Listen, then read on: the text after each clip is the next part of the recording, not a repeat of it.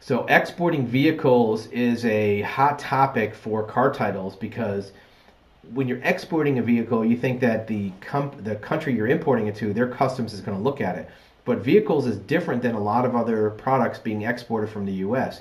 U.S. customs will inspect vehicles being exported because they're trying to protect from fraud, especially for banks or for dealerships. Here's what happens. Let's say you have a vehicle that's purchased from a dealership and they get a car loan from a bank. You know, you buy a $50,000 car, you get a car loan from Wells Fargo. A lot of times what people do is buy this car on somebody else's credit, they'll bring it to the port and export it right away. And the bank can't repo a car if it's in Romania, right? So they check at the port with U.S. Customs to make sure there's no loans on the car, to make sure it's not stolen, to make sure it's not restricted. Some types of vehicles are restricted from being sold in other markets. So if you're looking to export cars, we'll pull up the article right here. It says scams and schemes create enforcement morass at ports, meaning that it's a problem, right?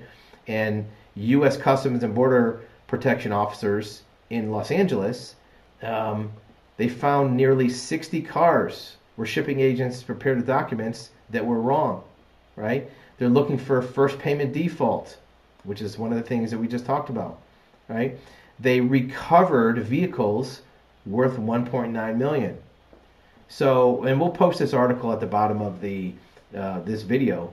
But if you're looking to export a vehicle, or you think that export is going to be the solution to a title problem, be aware that customs is going to look at your paperwork to make sure you either have a title or you have a good reasons why it's being exported. Sometimes this even applies to cars that have certificate of destruction or non-repairable titles or salvage titles.